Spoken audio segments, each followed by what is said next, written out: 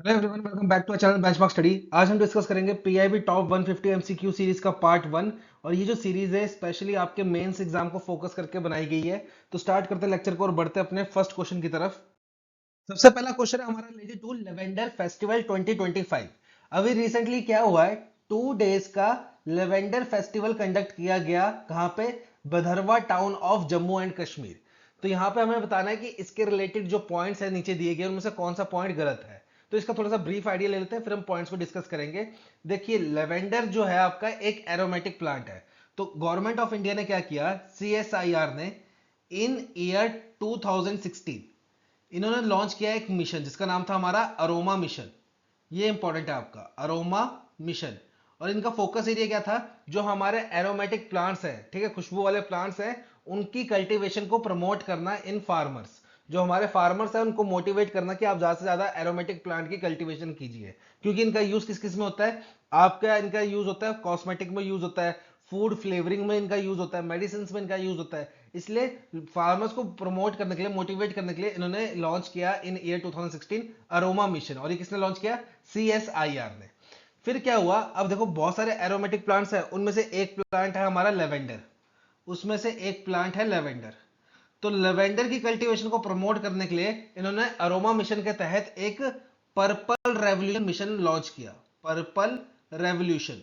और ये जो पर्पल रेवोल्यूशन है ये किसने लॉन्च किया? Ministry of science and technology ने। और ये भी ईयर 2016 में लॉन्च किया। इसका मेन फोकस ये क्या था कि जो हमारे फार्मर्स है उनको ज्यादा से ज्यादा प्रमोट किया जा सके, उनको मोटिवेट किया जा सके कि वो फार्मिंग करे किसकी? लेवेंडर की। अब लेवेंडर किस लिए यूज होता है? लेवेंडर ऑयल बनाने के लिए। लेवेंडर वाटर जो यूज होता है वो किस लिए यूज होता है? अगरबत्ती वगैरह बनाने के लिए। फिर लेवेंडर से हाइड्रोसोल निकलता है जो कि यूज होता है आपका सोप, रूम फ्रेशनर बनाने के लिए। तो इसलिए लेवेंडर की कल्टीवेशन को प्रमोट करवाने के लिए इन्होंने लॉन्च कर दिया purple revolution under aroma mission in year 2016। और इसको किसने लॉन्च किया? Ministry of science and technology ने। ताकि जो हमारे यूथ है वो ज्यादा से ज्यादा एग्रीकल्चर की तरफ प्रमोट हो सके, उनका झुकाव एग्रीकल्चर की तरफ बढ़े और वो अपना फार्मिंग करके अपनी इनकम इंक्रीज करे। तो इसी के ऊपर इन्होंने अभी 2 डेज का फेस्टिवल लिखा था, लेवेंडर फेस्टिवल। किसमें? Bhaderwah town of Jammu and Kashmir. और इसको किसने मिलकर ऑर्गेनाइज किया है? CSIR and triple I M Jammu.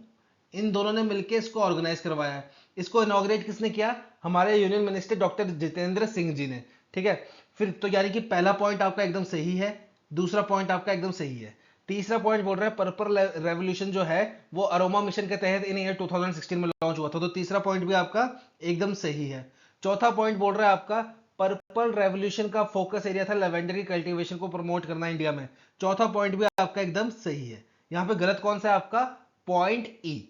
Option E जो है वो आप, क्योंकि जो पर्पल रेवोल्यूशन है उसको लॉन्च किसने किया है? Ministry of science and technology in year 2016, ना कि मिनिस्ट्री ऑफ एग्रीकल्चर। ठीक है, तो ऑप्शन नंबर ई गलत है। तो यहां पर राइट आंसर क्या होगा आपका? ऑप्शन नंबर ई, कि पर्पल रेवोल्यूशन है जो मिनिस्ट्री ऑफ एग्रीकल्चर ने लॉन्च नहीं किया है, इसको किया है Ministry of science and technology ने लॉन्च। तो यहां पे 3-4 पॉइंट याद रखना। अरोमा मिशन जिसको किसने लॉन्च किया? सीएसआईआर ने। पर्पल रेवोल्यूशन जो कि लेवेंडर के लिए आपका लॉन्च किया गया था, इसको किसने लॉन्च किया? हमारा Ministry of science and technology ने। और लेवेंडर फेस्टिवल जो 2 दिन का था अभी, वो कहां कंडक्ट करा गया? Bhaderwah town of Jammu Jammu and Kashmir. ठीक है। और यहां से एक क्वेश्चन और बन सकता है आपका कि लेवेंडर की कल्टीवेशन जो है वो सबसे ज्यादा इंडिया में कहां होती है? तो ये होती है आपकी J&K में। ठीक है। बढ़ते हैं नेक्स्ट क्वेश्चन की तरफ। नेक्स्ट क्वेश्चन है हमारा बेस्ड ऑन एयरलाइंस। अभी रिसेंटली क्या हुआ है, नरेंद्र मोदी जी ने एड्रेस किया है किसको? इंटरनेशनल एयर ट्रांसपोर्ट एसोसिएशन की 81st एनुअल जनरल मीटिंग को। साथ ही साथ इन्होंने सेशन अटेंड किया किसका? वर्ल्ड एयर ट्रांसपोर्ट समिट का इन न्यू दिल्ली। तो यहां पे इन्होंने एक बहुत इंपॉर्टेंट डाटा पेश किया जो कि आपका एग्जामिनेशन पॉइंट ऑफ व्यू से काफी इंपॉर्टेंट है, in the form of ranking and indexes. तो यहां पे क्या बोला इन्होंने कि इंडिया का जो सिविल एविएशन सेक्टर है इसने काफी ज्यादा ग्रो किया है और ये वर्ल्ड के कौन से नंबर पे पहुंच गया है? तो यहां पे राइट आंसर है आपका ऑप्शन नंबर सी। इंडिया का जो डोमेस्टिक एविएशन मार्केट है वो वर्ल्ड का third largest domestic aviation market बन चुका है। तो यहाँ पे आपका सीधा रैंकिंग के ऊपर क्वेश्चन बन सकता है कि इंडिया का जो डोमेस्टिक एविएशन मार्केट है वो वर्ल्ड का कौन से नंबर का है? तो यहाँ पे क्या होगा आपका राइट आंसर? थर्ड। यहाँ पे एक क्वेश्चन और बन सकता है, अगर इंडिया तीसरे नंबर पे है तो फर्स्ट नंबर पे कौन है या सेकंड नंबर पे कौन है? तो फर्स्ट नंबर पे है आपका यूएसए एंड सेकंड नंबर पे है आपका चाइना। पर यहाँ पे अगर हम बात करें पिछले 10 साल की, लास्ट 10 ईयर्स की, तो लास्ट 10 ईयर्स में सबसे ज्यादा ग्रोथ किसकी हुई है? तो सबसे ज्यादा ग्रोथ इंडिया की हुई है, ये देखो 6.9, बाकियों की 6.3, 2.4, ब्राजील की तो घट गई है, डिक्लाइन हुई है, ग्रोथ तो नहीं हुई, ऊपर से घट गई है, -0.8, इंडोनेशिया 1.1। अगर ग्रोथ की बात करें तो सबसे ज्यादा ग्रोथ किसकी हुई है डोमेस्टिक एविएशन मार्केट में? तो वो है इंडिया की। पर अगर ओवरऑल रैंकिंग की बात करें तो इंडिया कौन से रैंक पे आता है? थर्ड रैंक पे। नंबर 1 पे कौन सा है? यूएसए। नंबर 2 पे क्या है? चाइना। अब इंडिया का टारगेट है कि इंडिया जो है ये नंबर 1 पे आ जाए, तो इसके लिए इंडिया को क्या करना पड़ेगा? काफी ज्यादा एयरक्राफ्ट जो है वो ऑक्यूपाई करने पड़ेंगे, या तो वो बाय कर ले, ठीक है, बाहर से, या फिर इंडिया में मैन्युफैक्चर कर ले। पर उसको करना क्या पड़ेगा? काफी ज्यादा एयरक्राफ्ट्स को अपने डोमेस्टिक मार्केट में लॉन्च करना पड़ेगा। अब देखो जितने ज्यादा डोमेस्टिक मार्केट में एयरक्राफ्ट्स आएंगे उतनी ज्यादा उनका मेंटेनेंस का खर्चा भी आएगा, ठीक है, उनको मेंटेनेंस भी चाहिए होगी, एयरक्राफ्ट को रिपेयर भी चाहिए होगा। तो इसके लिए इन्होंने क्या किया है, इंडिया गवर्नमेंट ने एमआरओ, एमआरओ क्या है हमारा? मेंटेनेंस, रिपेयर एंड ओवरऑल, इसमें एफडीआई को अलाउ कर दिया है। और कितना अलाउ कर दिया है ये भी क्वेश्चन बन सकता है आपका। तो यहां पे ये 74% नहीं है, इसका राइट आंसर है 100%। आपको 100% एफडीआई अलाउड है, किसमें? एमआरओ में, मेंटेनेंस, रिपेयर एंड ओवरऑल में। और ये 100% जो है ये ऑटोमेटिक रूट के तहत है, इसमें कोई गवर्नमेंट अप्रूवल नहीं चाहिए आपको, ऑटोमेटिक रूट के तहत 100% एफडीआई अलाउड है, किसमें? एमआरओ में। तो यहाँ पे राइट आंसर क्या था आपका? ऑप्शन नंबर सी। इंडिया जो है वो third largest domestic aviation market बन चुका है वर्ल्ड में। और अगर पिछले 10 साल में कंपेयर करें तो सबसे ज्यादा ग्रोथ किस कंट्री ने दिखाई है इन डोमेस्टिक एविएशन मार्केट? तो वो है इंडिया ने, ठीक है। बढ़ते हैं नेक्स्ट क्वेश्चन की तरफ। नेक्स्ट क्वेश्चन है हमारा based on Bharat Jain platform. अब ये जो भारत जैन है ये क्या है हमारा? ये एक तरीके का आप इसको चैटबॉट समझ लो या फिर एआई असिस्टेंट समझ लो। जैसे कि हमारा चैट जीपीटी है ना, ये उसी तरीके का एक प्लेटफॉर्म है जो कि इंडिया ने अपने आप से डेवलप किया है। तो ये इंडिया का first indigenous developed multi modal LLM है। एलएलएम क्या होता है आपका? Large language model. अब इसको लार्ज लैंग्वेज मॉडल क्यों बोला गया है? क्योंकि ये टोटल 22 भाषाओं में, 22 लैंग्वेजेस में डील करेगा। अब ये 22 भाषाएं कौन कौन सी हैं? जो हमारे इंडियन कॉन्स्टिट्यूशन के शेड्यूल 8 में आती हैं, उन सभी 22 भाषाओं में ये डील करेगा। अब इसका काम क्या है समझ लो। जैसे समझ लो एक आदमी है, उसको गवर्नमेंट की कोई स्कीम समझ नहीं आ रही है, या उसको कोई गवर्नमेंट की स्कीम अवेल करनी है, अब उसको उसकी पूरी इंफॉर्मेशन नहीं है, तो वो क्या कर सकता है? इस भारत जैन प्लेटफॉर्म पर जा सकता है। यहां पे या तो इसमें वो टेक्स्ट मैसेज लिख दे, या तो फिर वो यहाँ पे क्या कर दे, ऑडियो बोल दे, मतलब वॉइस कमांड दे दे कि भाई मेरे को ये गवर्नमेंट की स्कीम लेनी थी और इसके बारे में मेरे को डिटेल दीजिए। ऐसे वॉइस कमांड भी दे सकता है, टेक्स्ट भी दे सकता है, टेक्स्ट मतलब टाइप करके लिख सकता है, या फिर कोई पिक्चर अपलोड कर दे उस स्कीम की, ठीक है। ऐसे 3 तरीके से कमांड दे सकता है और इसको भारत जैन से उस पूरी स्कीम की डिटेल मिल जाएगी, पूरा सोल्यूशन मिल जाएगा, कैसे एनरोल करना है, क्या क्या बेनिफिट्स है। और ये जिस भाषा में चाहे उस भाषा में मिल सकती है। पर कितनी भाषाएं टोटल अवेलेबल? 22 लैंग्वेजेस। और ये 22 लैंग्वेजेस कौन कौन सी हैं? जो इंडिया कॉन्स्टिट्यूशन के शेड्यूल 8 में आती हैं, ठीक है। तो ये था हमारा क्या? भारत जैन एलएलएम। अब हम यहाँ पे हमें ऑप्शन में बताना है कि इनकरेक्ट ऑप्शन कौन सा है। तो यहाँ पे इनकरेक्ट ऑप्शन कौन सा है आपका? Option number D. Bharat Jain जो है वो डेवलप किया गया है under national mission, national mission for interdisciplinary cyber physical system, national mission for interdisciplinary cyber physical system, ना कि नेशनल सुपर कंप्यूटर मिशन के तहत, ठीक है। तो यहां पे हमारा गलत क्या है? Option number D. और इसको इंप्लीमेंट किसके द्वारा किया जाएगा? TIH foundation for IoT and IoE at, जो कि कहां है? IIT बॉम्बे में। अब TIH क्या है हमारा? Technology innovation hub. TIH है हमारा टेक्नोलॉजी इनोवेशन हब। IoT क्या है हमारा? Internet of things. और IOE इंटरनेट ऑफ एवरीथिंग, ठीक है। और ये कहां है हमारा अवेलेबल? Eight IIT Bombay. तो यहां पे सारे ऑप्शन सही है, गलत कौन सा है आपका? Option number D. इसको नेशनल सुपर कंप्यूटर मिशन के तहत नहीं लॉन्च किया गया, बल्कि किसके तहत लॉन्च किया गया है? National mission on interdisciplinary cyber physical system के तहत, ठीक है। और ये अगर थोड़ी सी इंफॉर्मेशन ज्यादा चाहिए आपको, तो ये जो हमारा NMICP है, ठीक है, ICPS है, national mission on interdisciplinary cyber physical system है, ये लॉन्च किया गया था कब? इन ईयर 2018 में। किसके द्वारा? Ministry of science and technology के द्वारा, ministry of science and technology के द्वारा, और टोटल बजट एलोकेट कितना किया गया था इसके लिए, 3660 करोड़ रुपीस। ये एक्स्ट्रा इन्फॉर्मेशन है, एडिशनल इन्फॉर्मेशन याद होती है तो ठीक है, नहीं होती तो कोई बात नहीं, ठीक है। बढ़ते हैं नेक्स्ट क्वेश्चन की तरफ। नेक्स्ट क्वेश्चन है हमारा based on C CARES version 2.0। अब ये सी केयर वर्जन 2.0 क्या है और ये किसके लिए बनाई गई है, हमारी CMPFO के लिए। अब ये क्या चीज है इसको समझते हैं, फिर हमें बताना है इनमें से नीचे दिए गए ऑप्शन में से कौन सा ऑप्शन गलत है। तो देखिए ये बेसिकली जो स्कीम है, ये जो बेसिकली हमारा सी केयर्स वर्जन है, ये किसके लिए लॉन्च किया गया है, ये लॉन्च किया गया हमारा कोल वर्कर्स के लिए, जो हमारे कोल माइंस में काम करते हैं कोल वर्कर्स, उनके लिए। तो देखो कोल कंपनीज क्या करती हैं, कोल कंपनीज क्या करती हैं, अपने अंडर रखती हैं कोल वर्कर्स जो कि कोल माइन में काम करेंगे। अभी जो कोल वर्कर है इनका पीएफ भी डिडक्ट होता है, ठीक है, प्रोविडेंट फंड ये भी डिडक्ट होता है इनकी सैलरी में से। और फिर जब ये कोल वर्कर जो है रिटायर हो जाएंगे तो इनको पेंशन भी दी जाएगी। अब ये दोनों काम, पेंशन का और पीएफ का, ये दोनों काम की नजर इसकी पूरी कैलकुलेशन कौन करता है, CMPFO, ठीक है, Coal Mines Provident Fund organisation.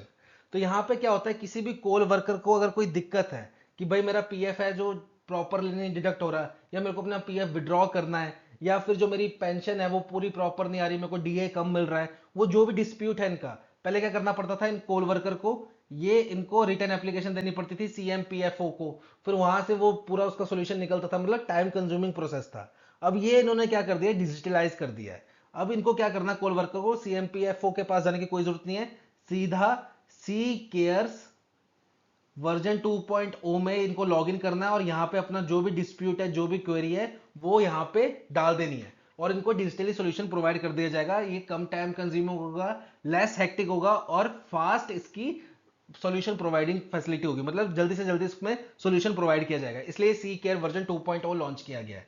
अब ये लॉन्च किसने किया है, हमारा लॉन्च किया है union minister of coal and mines Shri G Kishan Reddy ji ने। तो ऑप्शन नंबर ए आपका एकदम सही है।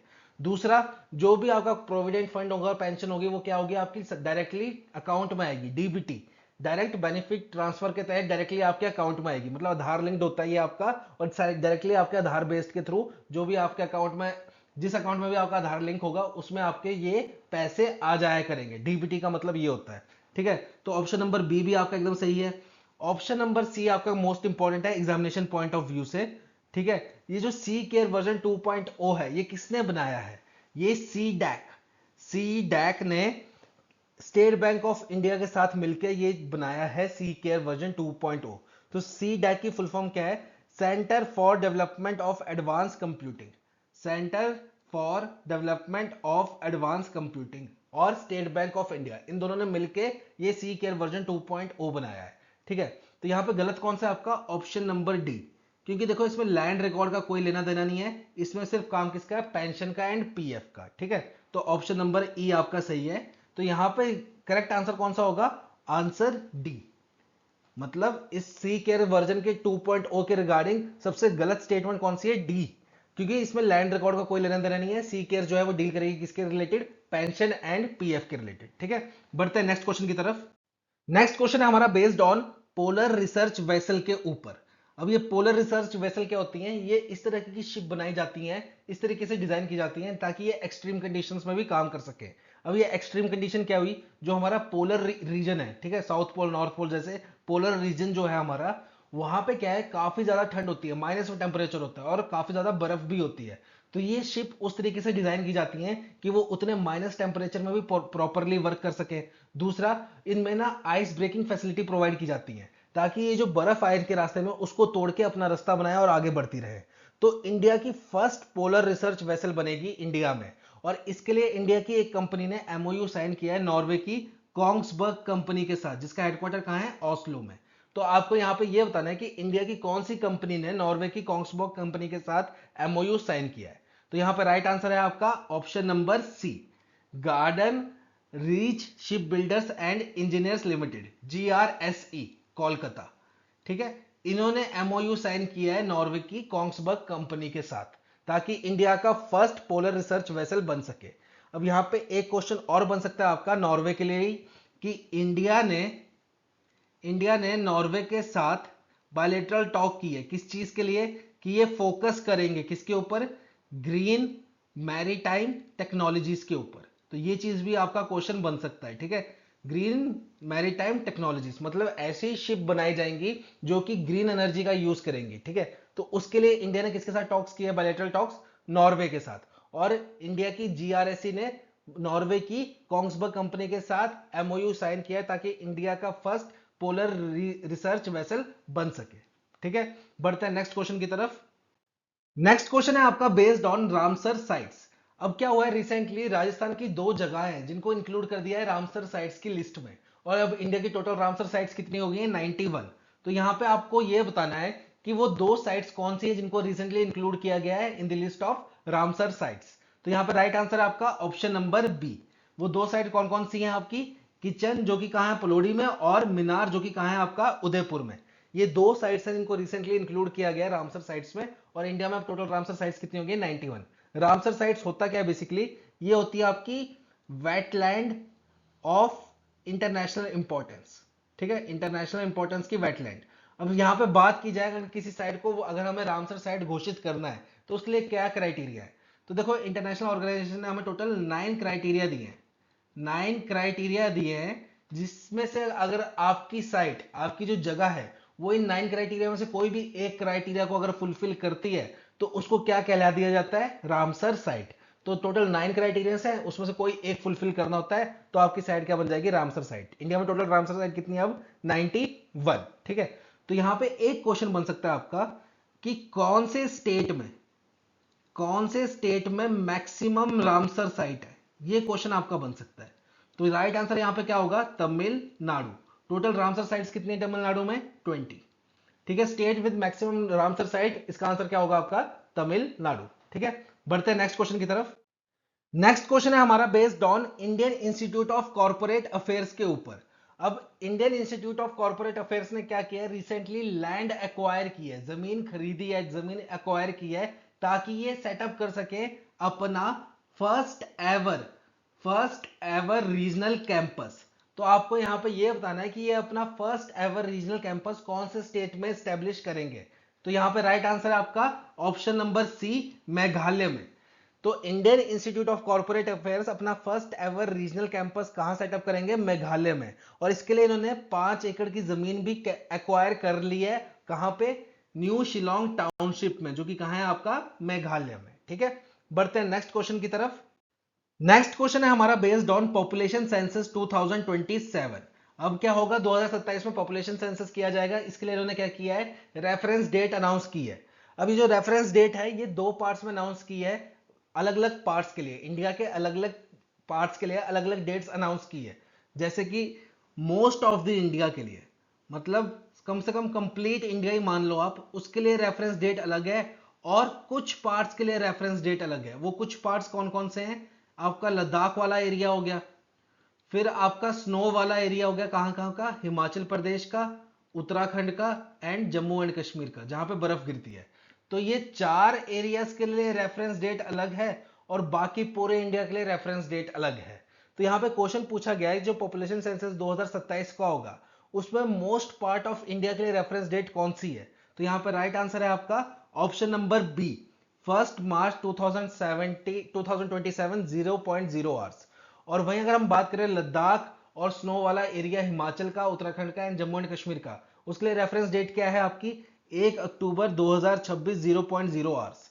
अब ये रेफरेंस डेट क्या होता है तो ये समझिएगा, मैं एग्जांपल से समझाता हूं। समझ लो चंडीगढ़ है, चंडीगढ़, अब चंडीगढ़ किस में आएगा आपका, इस वाले एरिया में आएगा, मोस्ट ऑफ इंडिया वाले एरिया में आएगा, ठीक है। तो इसके लिए रेफरेंस डेट क्या होगी आपकी, 1 मार्च 2027 0.00 आवर्स। अब सपोज चंडीगढ़ में एक बच्चा पैदा होता है और उसकी डेट ऑफ बर्थ है 1 मार्च 2027 1.00 आवर्स, यानी कि सुबह का 1 बज रहा है, ठीक है। उस वक्त बच्चा पैदा होता है 1 मार्च 2027 को। तो क्या इस बच्चे को पॉपुलेशन सेंसस में इंक्लूड किया जाएगा, नहीं। कौन से लोगों को इंक्लूड किया जाएगा पॉपुलेशन सेंसस में, जो पैदा हो रखे हैं इस कट ऑफ डेट से पहले, इस कट ऑफ डेट से पहले जो पैदा हो रखे हैं सिर्फ उनको इंक्लूड किया जाएगा इस पॉपुलेशन सेंसस में, इसके बाद वालों को इंक्लूड नहीं किया जाएगा।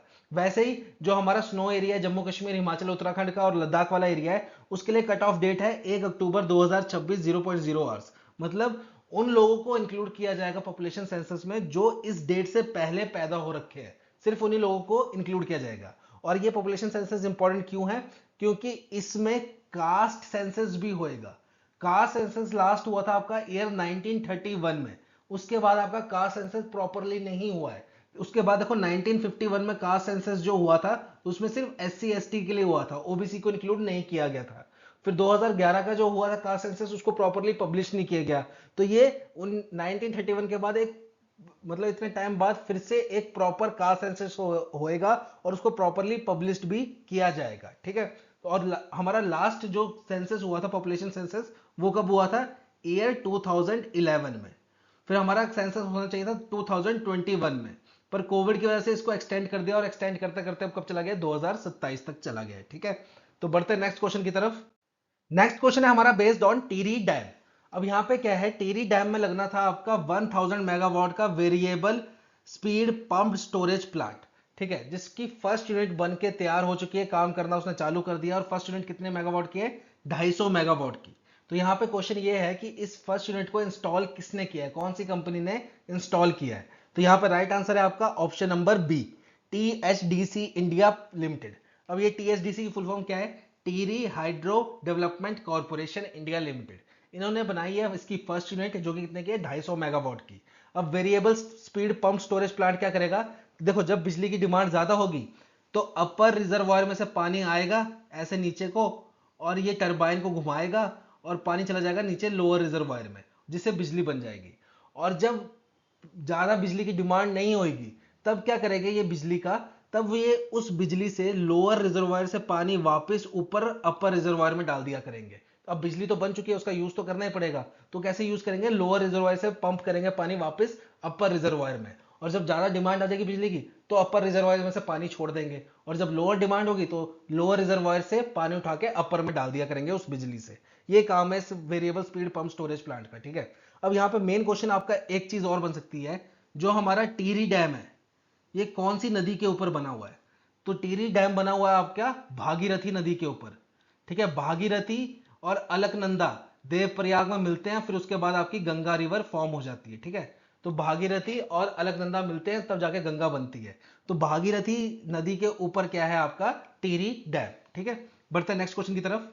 नेक्स्ट क्वेश्चन है हमारा बेस्ड ऑन नेशनल वर्कशॉप के ऊपर। अभी रिसेंटली क्या है, हमारा Ministry of Statistics and Programme Implementation ने एक 2 दिन की नेशनल वर्कशॉप कंडक्ट की। किसके ऊपर? Uses of alternative data sources and frontier technologies, ताकि जो पॉलिसी मेकिंग है इंडिया में वो और बेहतर हो सके। पहले क्या होता था, ट्रेडिशनल मेथड्स का यूज किया जाता था पॉलिसी मेकिंग के लिए, जैसे कि आपके कोई पुराना डाटा होगा उसको निकाला जाएगा, सेंसस का डाटा लिया जाएगा, किसी रिपोर्ट का डाटा कलेक्ट किया जाएगा और उसको ध्यान में रख के पॉलिसी बनाई जाती थी। अब क्या बोला गया है कि आप अल्टरनेटिव डाटा सोर्सेज का यूज कीजिए और फ्रंटियर टेक्नोलॉजीज का यूज कीजिए ताकि बेहतर पॉलिसी मेकिंग हो सके इंडिया में। तो ये जो नेशनल वर्कशॉप कंडक्ट की गई, ये किसके साथ कोलैबोरेट करके की गई है ये बताना है हमें। तो यहाँ पे राइट आंसर है option number C, NITI Aayog and world bank. और जो वर्ल्ड बैंक है वो एक्ट करेगा एज अ नॉलेज पार्टनर। तो यहाँ पे एक चीज समझिएगा, ये पॉलिसी मेकिंग मतलब है क्या चीज? जैसे एग्जांपल समझ लो, हमने एग्रीकल्चर के ऊपर पॉलिसी बनानी है, सरकार ने एग्रीकल्चर के ऊपर पॉलिसी बनानी है। देखो एग्रीकल्चर क्या है, एरिया वाइज डिफरेंट होता है। जैसे राजस्थान में जो फार्मिंग होगी वो डिफरेंट तरीके की होगी क्योंकि वहां पे पानी की शॉर्टेज है। फिर जो बिहार में होगा वहां पे फार्मिंग थोड़े अलग तरीके की होगी क्योंकि वहां पे फ्लड भी आती रहती है। तो ये सब डाटा आप या तो पुराना डाटा निकाल लीजिए या आप अल्टरनेटिव डाटा सोर्सेज का यूज कीजिए। अल्टरनेटिव डाटा सोर्स जैसे कि सैटेलाइट का यूज कीजिए, फिर आप वेदर डाटा का यूज कीजिए। तो ये क्या हो गया आपका अल्टरनेटिव डाटा सोर्सेज। और फिर आप एआई का यूज कीजिए पॉलिसी बनाने में। तो ये क्या हो गया आपका फ्रंटियर टेक्नोलॉजी। ये होगी आपकी फ्रंटियर टेक्नोलॉजी, ताकि आप और बेहतर पॉलिसी मेकिंग कर सके, ठीक है। तो यहाँ पे मेन बात क्या है, किसके साथ कोलैबोरेट करके बनाया है? NITI Aayog and world bank, और वर्ल्ड बैंक एक्ट करेगा एज अ नॉलेज पार्टनर, ठीक है। बढ़ते नेक्स्ट क्वेश्चन की तरफ। नेक्स्ट क्वेश्चन है हमारा बेस्ड ऑन आयुष निवेश सारथी, जो कि एक पोर्टल है जो कि किसने बनाया है? मिनिस्ट्री ऑफ आयुष ने। किसके साथ मिलके? इन्वेस्ट इंडिया के साथ मिलके। तो ये भी आपका इंपॉर्टेंट है एग्जामिनेशन पॉइंट ऑफ व्यू से, ठीक है। ये एक डिजिटल प्लेटफॉर्म है जो किसने मिलकर बनाया है? मिनिस्ट्री ऑफ आयुष और इन्वेस्ट इंडिया ने मिलकर बनाया है। अब यहाँ पे क्वेश्चन ये पूछा गया है आपसे कि एफडीआई कितना अलाउड है in AYUSH sector in India. AYUSH sector के अंदर एफडीआई फॉरेन डायरेक्ट इन्वेस्टमेंट कितना परसेंट अलाउड है, ये क्वेश्चन पूछा है। तो सबसे पहले हम बात करते हैं आयुष निवेश सारथी प्लेटफॉर्म के बारे में, जो कि किसने बनाया है, मिनिस्ट्री ऑफ आयुष ने एंड इन्वेस्ट इंडिया ने मिलकर बनाया है। इसका काम क्या है, सपोज आप एक एंटरप्रेन्योर हो और आप चाहते हो कि आप अपना आयुर्वेदिक वेलनेस रिजॉर्ट खोलो, कहीं भी समझ लो केरला में खोलना चाहते हो, तो आपको क्या क्या चाहिए होगा। आप देखो, आपको जानना होगा कि आपको कौन कौन सी गवर्नमेंट फैसिलिटी मिलेगी इसको खोलने के लिए। फिर आपको ये भी समझना पड़ेगा कि मेरे को हर्बल सप्लाई चेन चाहिए, तो मेरे आसपास हर्बल सप्लाई चेन कौन सी होगी, किससे मेरे को हर्बल सप्लाई मिलेगी प्रॉपर। फिर आपको रेगुलेटरी बॉडीज के नॉर्म्स भी फॉलो करने पड़ेंगे। फिर गवर्नमेंट की इन्वेस्टमेंट गाइडेंस क्या क्या है, आप कितना इन्वेस्टमेंट करवा सकते हो, वो सब चीज की जानकारी चाहिए होगी आपको इस आयुष वेलनेस रिजॉर्ट खोलने के लिए। तो ये सारी जानकारी आपको कहाँ मिल जाएगी, ये आयुष निवेश सारथी डिजिटल प्लेटफॉर्म, ये है इसका काम।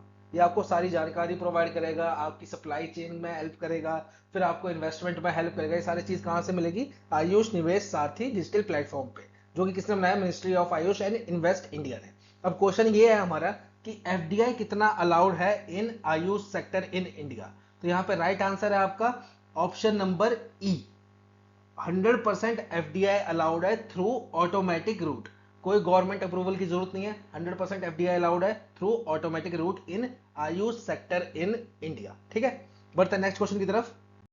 नेक्स्ट क्वेश्चन है हमारा बेस्ड ऑन मल्टीपर्पस वेसल्स के ऊपर। अब इंडिया की एक शिपयार्ड कंपनी है, उसने क्या किया है, जर्मनी के कार्स्टन राइडर कंपनी के साथ टाई अप किया है कि वो total 4 new 7500 DWT multipurpose vessel बनाएगी। अब DWT क्या होता है आपका, डेड टन वेटेज, मतलब जहाज जो है, शिप जो है, अपने वेट के अलावा और कितना वेट लेके जा सकता है उसको बोलते हैं DWT। ठीक है, तो इंडिया की कौन सी कंपनी ने जर्मनी की कार्स्टन राइडर कंपनी के साथ टाई अप किया है for making 4 new 7500 DWT multipurpose vessel. तो यहां पे राइट आंसर है आपका ऑप्शन नंबर ई, GRSE कोलकाता ने ये टाई अप किया है जर्मनी की कार्स्टन राइडर कंपनी के साथ।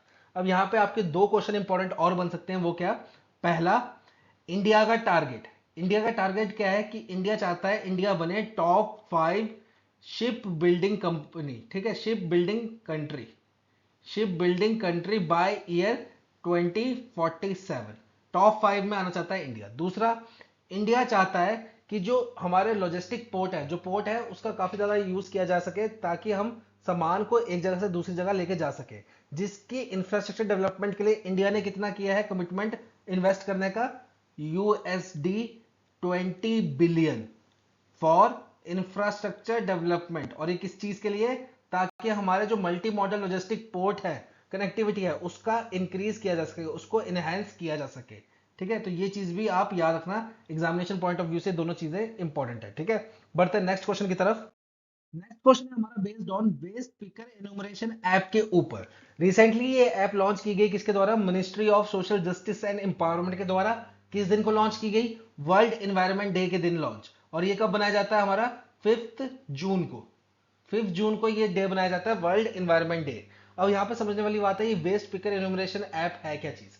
अब देखो यहाँ पे क्या होता है, जो भी हमारी सोसाइटी में कचरा है उसको दो तरीके के लोग उठाते हैं। एक जो सरकार की तरफ से अपॉइंटेड होते हैं, सरकार ने हायर कर रखे होते हैं, उनको सैलरी सरकार देती है, वो उठाते हैं। दूसरा, एक गरीब लोग भी उठाते हैं, जो कचरा उठाते हैं उसमें से काम की चीज बेचते हैं और अपना रोजी रोटी चलाते हैं। तो ये ऐप उन लोगों के लिए बनाई गई है जो खुद की तरफ से कचरा उठाते हैं और उसको बेच के उससे पैसे कमाते हैं।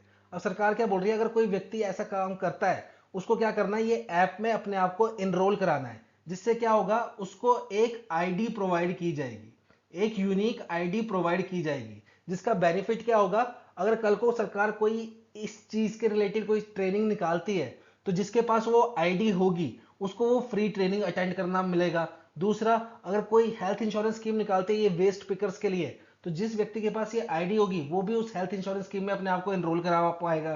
तो बेसिकली उनके फायदे के लिए ये स्कीम लॉन्च की गई है, ये ऐप। ठीक है, तो यहाँ पे हमें बता रहे हैं इसमें से कौन सा ऑप्शन जो है वो गलत है रिगार्डिंग टू दिस ऐप। तो पहला ऑप्शन एकदम सही है, ये ऐप आपकी लॉन्च कब की गई, वर्ल्ड एनवायरनमेंट डे के दिन लॉन्च की गई, जो कि कब बनाया जाता है, 5 जून को। दूसरा, ये लॉन्च किया गया हमारा Ministry of social justice and empowerment के द्वारा। तीसरा, ये ऐप लॉन्च की गई अंडर नमस्ते स्कीम, ये इंपॉर्टेंट है। नमस्ते स्कीम आपकी कब लॉन्च हुई थी? ईयर 2022 में। और किसके द्वारा? गवर्नमेंट ऑफ इंडिया के द्वारा। तो ये नमस्ते की फुल फॉर्म इंपॉर्टेंट है, वो क्या है आपकी? National Action for Mechanised Sanitation Ecosystem. National Action for Mechanised Sanitation Ecosystem, ठीक है, ये इसकी फुल फॉर्म है। ये ईयर 2022 में लॉन्च की गई थी। किसके द्वारा ये लॉन्च की गई थी? आपकी नमस्ते स्कीम जो लॉन्च की गई थी, ये की गई थी आपकी ministry of housing and urban affairs and ministry of social justice and empowerment, इन दोनों ने मिलकर ये नमस्ते स्कीम लॉन्च की गई थी। तो यहाँ पे आंसर सही कौन सा है आपका? Option number D. डी जो है वो गलत है, तो यहाँ पे राइट आंसर क्या होगा आपका? Option number D. क्योंकि ये जो ऐप है ये लॉन्च की गई अंडर नमस्ते स्कीम, ना कि अंडर नेशनल साइंस मिशन, इसके अंडर नहीं लॉन्च की गई, नमस्ते स्कीम के अंडर लॉन्च की गई। और ई भी आपका सही है, ठीक है। तो यहाँ पे राइट आंसर क्या है आपका? Option number D. अब यहाँ पे कुछ चीजें हैं जो इंपॉर्टेंट है आपके एग्जामिनेशन पॉइंट ऑफ व्यू से, वो क्या क्या है? पहली, world environment day. World environment day जो कि आपका बनाया जाता है 5 जून को। इस बार की थीम क्या थी इसकी? तो इसकी थीम थी beat plastic pollution. Beat plastic pollution. और ये जो वर्ल्ड इन्वायरमेंट डे है, इसका ग्लोबल होस्ट कौन सी कंट्री को बनाया गया था? तो वो बनाया गया था हमारा किसका? साउथ कोरिया को। और इंडिया ने एक इनिशिएटिव लॉन्च किया, वो उसका नाम क्या था? Aravalli Green Wall Project. अब इसका काम क्या है? जो हमारी अरावली हिल्स है उसके एरिया में हम इतने प्लांट्स लगाएंगे, इतनी ट्रीज लगाएंगे कि वो पूरा हरा भरा हो जाएगा। इसलिए इसका प्रोजेक्ट का नाम क्या दिया गया? Aravalli Green Wall Project. और इसके तहत एक इनिशिएटिव लॉन्च किया गया जिसमें बोला गया कि हर व्यक्ति एक पेड़ लगाए अपने मां के नाम। तो यहां पे इस प्रोजेक्ट का नाम क्या है इनिशिएटिव का? एक पेड़ मां के नाम। तो ये प्रोजेक्ट इनिशिएटिव भी याद रखना, under project Aravalli Green Wall Project, ठीक है। बढ़ते हैं नेक्स्ट क्वेश्चन की तरफ। नेक्स्ट क्वेश्चन है हमारा based on EnviStats India 2025 report के ऊपर, जिसको पब्लिश किसने किया है? Ministry of Statistics and Programme Implementation ने। तो हमें बताना है नीचे दिए गए ऑप्शन में से कौन सा ऑप्शन गलत है regarding EnviStats India 2025 report. तो देखो इस रिपोर्ट में काफी ज्यादा डाटा था, हमने जो इंपॉर्टेंट दो डाटा है वही रखे हैं यहाँ पे एग्जामिनेशन पॉइंट ऑफ व्यू से। तो यहाँ पे हमें बताना है कौन सा ऑप्शन जो है वो गलत है। तो यहाँ पे गलत कौन सा ऑप्शन है? Option number D.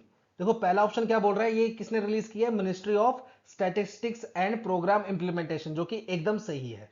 दूसरा ये बता रहा है जो इनलैंड फिश प्रोडक्शन है वो इंक्रीज हुई है, कितने से? देखो 2013-14 में थी ये 61.36 लाख टन, अब ये बढ़ के कितनी हो गई है? 139.07 लाख टन, ठीक है। तो ये डाटा इंपॉर्टेंट है, inland fish production data.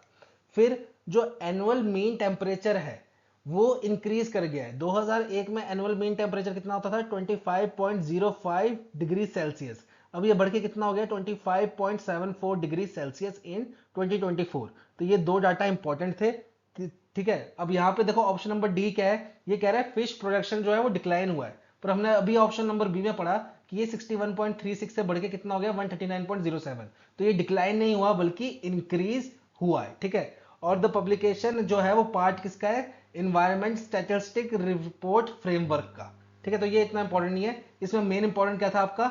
Option number B, option number C and option number A, ठीक है। तो यहाँ पे राइट आंसर क्या है? Option number D.